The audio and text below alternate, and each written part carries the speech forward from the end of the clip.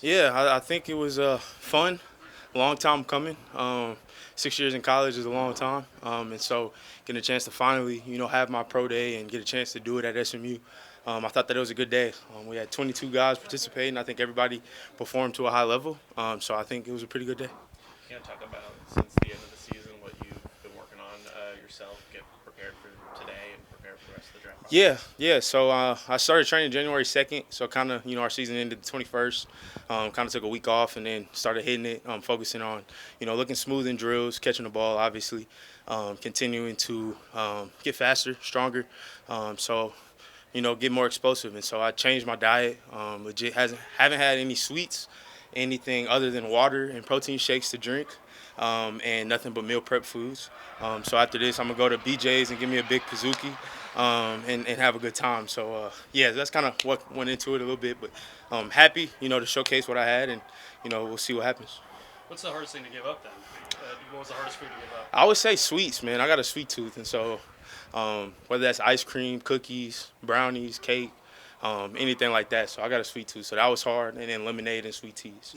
So those are the two hardest for sure.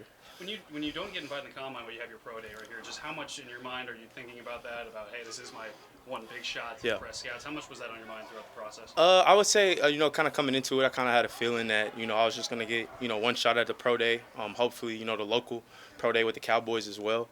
And so kind of just training my body to really maximize myself during this time and do everything. Some guys go to the combine, they do two, three things, focus on two, three things, and at their pro day, do the rest of the drills. We had to do it in one shot. And so just kind of just focus on that stamina, building that up, and really maximize my opportunity. What makes Rashard Smith a good teammate? Man, And be why is he money. special on the field? Yeah, I mean, you see on the field, man, his vision, his explosiveness. He's a dog. Off the field, I would say that he's probably one of the most chill guys on the team. Anybody can talk to him, relate to him. He's cool with walk-ons. He's cool with scholarship guys, like whoever it is. And so he's a dog.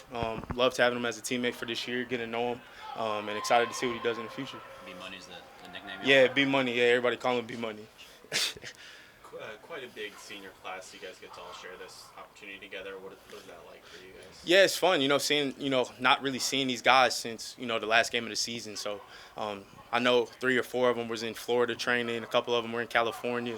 I was out here in Texas. I ran in the cross a lot of times through training. But just getting a chance to see everybody laugh, joke, talk about the season, talk about what we did well. And then also, knowing that this is our opportunity to showcase what we have for NFL teams. And so it was real fun. What do you hope scouts take away what they saw from you today? Yeah, I think I'm a versatile defensive back. Like my first 3-4 years of college, I played only nickel. I came here focused on safety, played in a post quite a lot. So I think my versatility, my production, kind of speaks volumes from TFLs to PBUs to interceptions. So I think just showcasing that although I ain't the biggest, right, I can move very well. My DB drills I feel like were smooth. Caught the ball at a high level, and so I think teams take that away that you're going to get a versatile defensive back and a leader in the back end.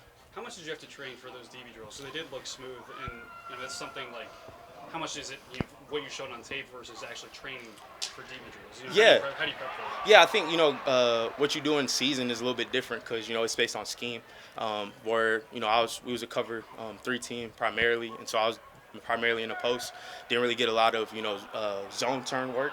More everything I did was off the quarterback, and so for me, I was hitting it 3 times a week with flight skills, and so I was training with them Tuesday, Wednesdays, and Fridays. And so really just focusing on the combine drills, what they do, and obviously anything else that a pro day scout wants to see as well. So kind of just honed in on that body control, speed, technique, and all those things. How much do you hear about being captain and being on winning teams these last couple of years? In terms of how NFL scouts like look at the player. Yeah, I know. I know teams love that. You talk about culture. You talk about guys that can establish themselves in a locker room and really gain the respect of their teammates. And so I think teams love that. You don't got to necessarily worry about me off the field at all. I'm pretty boring. I just play video games for the most part. And so I think really just focusing on the character traits that separate me from other people. And you're going to get a leader. You're going to get somebody that was a captain here, a captain at my previous school, a captain in high school as well. And so I think focusing on that, understanding that you're getting a culture changer in your program or in your organization, I think is something that's pretty big. As you go through this process, what do you think is a part of your game that's the most underrated that scouts should know more about? I would say ball skills and instincts. I would say ever since I was probably in high school, I really just kind of had a knack for finding the ball, whether that was overthrow ball goes to me, a receiver, cuts his route off short and the ball comes to me. Kind of just focusing on that. And so I think my instincts and my ball skills are the two things that kind of separate myself. During this period, who are kind of the people that you rely on and take advice from as you're building up to the draft? Yeah, I would say my family, but for people that have been in that situation, Solomon Thomas is a huge mentor to me.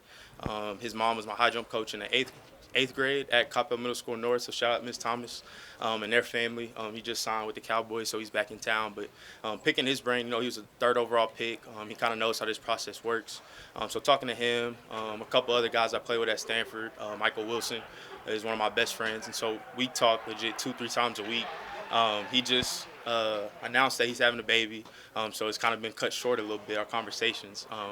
Has to tend to Sophia Smith a little bit, but definitely them two and other guys that I play with throughout the way, just asking them for their advice, what to do, how to train, how much time to take off, and how busy this rookie season is about to be.